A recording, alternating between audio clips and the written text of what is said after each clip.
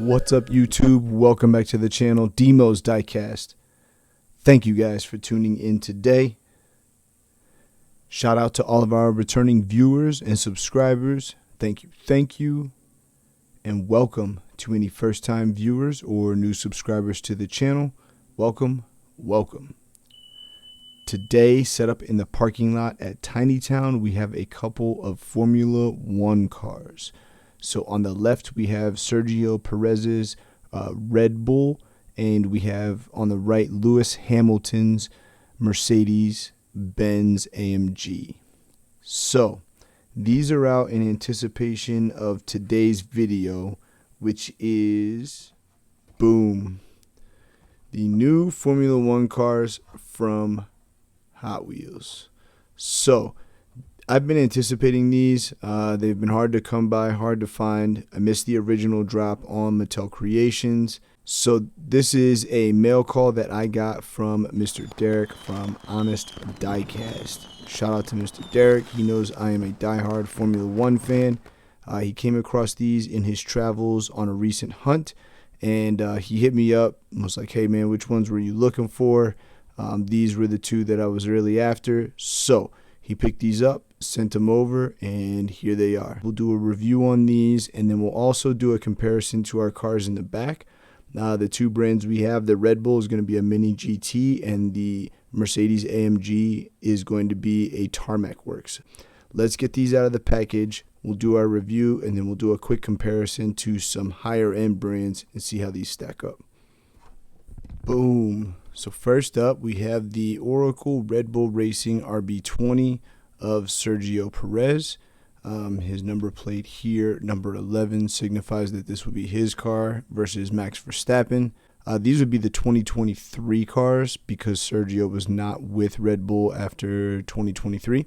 Looking at this, it looks pretty good off the bat. I'm not going to lie. I mean, obviously, we're dealing with Hot Wheels here, so the expectation is not crazy high, but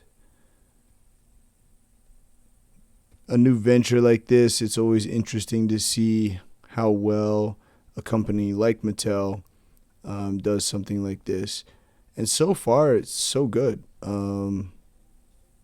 Yeah, I mean, it looks really good. So right off the bat, one of the first things I noticed is the paint. It's more of like a matte blue, which I think is more true to the real car. So I think they got that pretty right. It looks like most of the sponsors are going to be in place. Let's be honest, Mattel's not going to go through and purchase all of the different sponsors that might be on this car. But for the most part, they got all the major sponsors. You have the yellow striped medium tire here, which it is a Rail Rider. This is a rubber tire that sits on here, so you can take it off of the wheel. Your wheel hub, which just is like an aero cover. You can see the open hole there, so you can see the axle through the end. You've got these kind of like aerodynamic pieces that run over the top. I'll be honest with you, these don't look very good. They're pretty thick, and the ones on a real car would be more thin and more aerodynamic, but they did at least get it there. You can see your suspension pieces here. You can see some of your aero and your intake pods. The pod does not look like it's opened. So it's just like shaded in there, but the pod itself is not opened. Moving down the side, they tried to do as best they could with the detail here on the floorboards, which they have little arrow pieces that run along here. Moving along to the back, you can see some connection points and stuff like that. Rear suspension, again, thick plastic, nothing too crazy. Your decal on the rear spoiler is definitely crooked. The I and the T, looks like the T might be a little bit straight, but the I is definitely like kind of put up onto the top plane. You've got your little mechanism here for your DRS, which is your drag reduction system. Here's your upper plane that would separate when the DRS opens to cause air to go straight through, making it more aerodynamic, less drag. Rear is not too great either. Some aero bits here and here. No rain light painted. Exhaust detail looks pretty basic, just like part of the plastic, not separate or anything. Suspension detail from the back doesn't look any different either. Turn around to this side. You do get your Red Bull branding, Oracle, your Honda, a couple more sponsors down here and a couple up front. So it looks like that eye is supposed to be out of place, so that's why it's up on the plane like that on here. You got your yellow T-bar, which would represent the second driver, your driver helmet, so that's really cool that they did put a driver in there. I think that's an extra plus.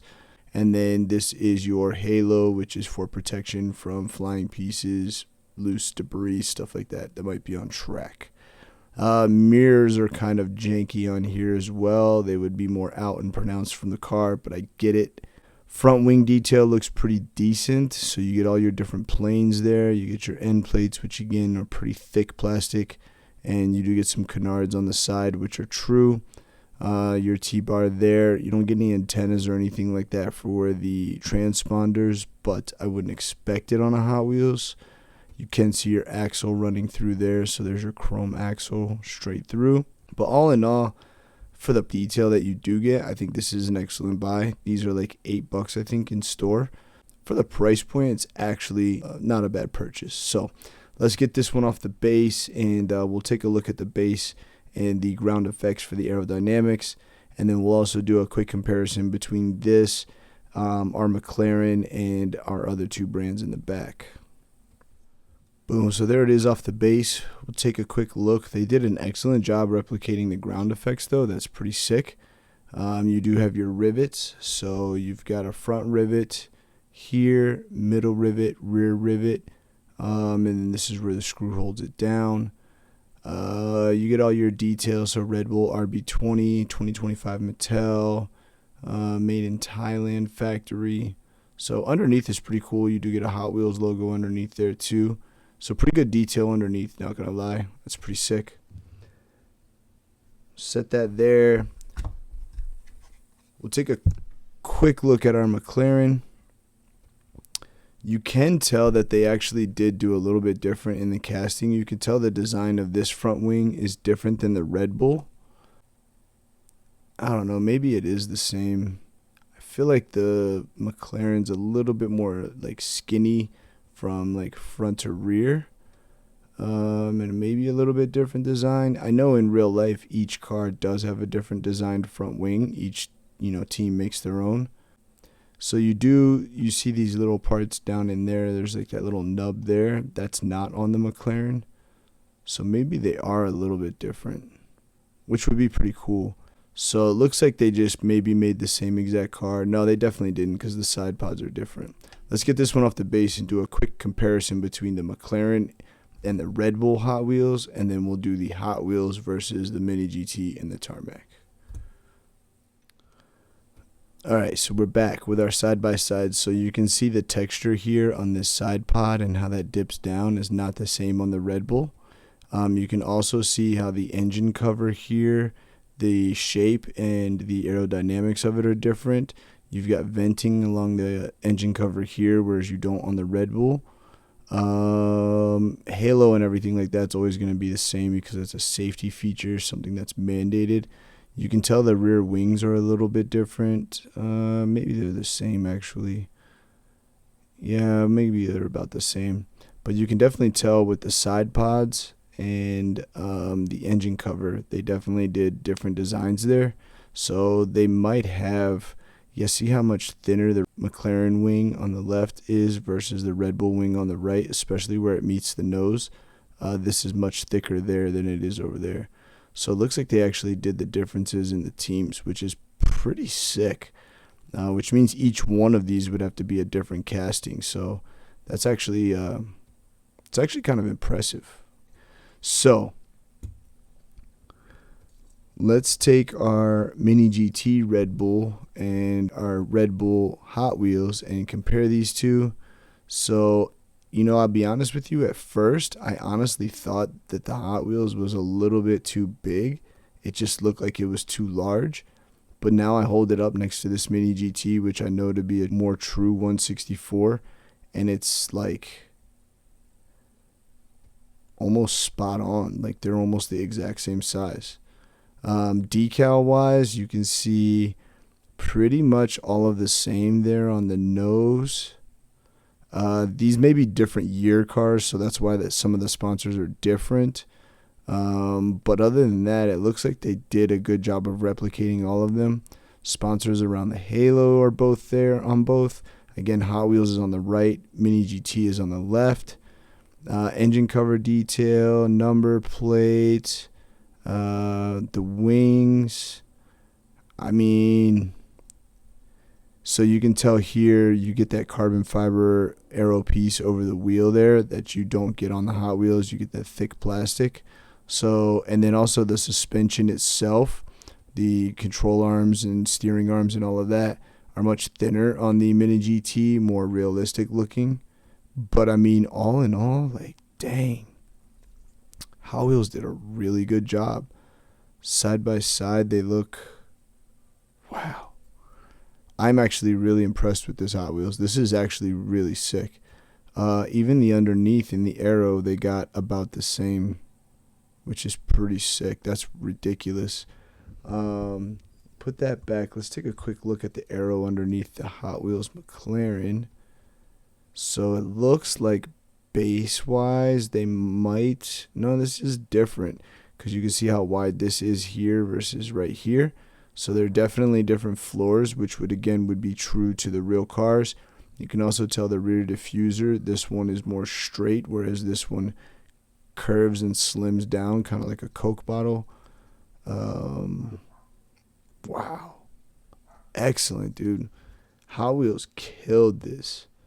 So then we'll take a quick look at the tarmac. So we got our Hot Wheels McLaren on the left, and then I don't unfortunately have the McLaren in a premium diecast, but here we'll compare it to the Mercedes. Mostly on this one, what we're going to be comparing is size-wise. So again, tarmac on the right, Hot Wheels on the left. I mean, the size is like spot on. Like, they're basically the exact same size. You do get better detail on the tarmac with the DRS mechanism and the rear wing, and then also your driver detail down in there. Front wing detail is going to be better on the tarmac as well as suspension and the aero bits over the wheel there. So, but I mean, dude, Hot Wheels killed it. They really did. These are excellent releases. If you're an F1 fan looking for an entry-level 164 diecast for Formula One, these are an excellent way to go. Nothing bad to say about these. I really don't. Price point is there. Detail is there. Scale is there. Quality is there. I have zero complaints. None whatsoever. Shout out to Mattel, Hot Wheels. They killed this one. Price point wise on Mini GTs, you can pick up the Formula Ones for around $15, I think, $14.99 to $16.99, somewhere in that range. And the tarmacs are around the same, $15 to $20. But for $8, these are very, very, very solid options. I have zero complaints, nothing negative to say. Guys, drop me a comment. Let me know what you thought about the review today. First and foremost, are you a Formula One fan? And if you are, do you collect other 164 Formula Ones? And then if you have found these in stores yet, what did you think about them? And what was your honest opinion? And did you compare them to some of your other models and, what you thought? So, again, shout out to Honest Diecast, Mr. Derek, for grabbing these two and sending them over. Much appreciated. Again, he knows I'm a diehard F1 fan, so having him hit me up to ask me which one I prefer, which one I was looking for, blessing, man. So thank you. Much appreciated. If you haven't already, please don't forget to smash that like button. We appreciate you guys tuning in, sharing your evenings with us. And what better way to drop this F1 video than on the weekend of the US F1 Grand Prix. So if you're not a Formula One fan and you want to check that out today, Saturday, they're going to have the sprint race early, and then they will have qualifying for the race on Sunday. And then Sunday's race should be televised on some sort of major network. Think ABC because it's affiliated with ESPN.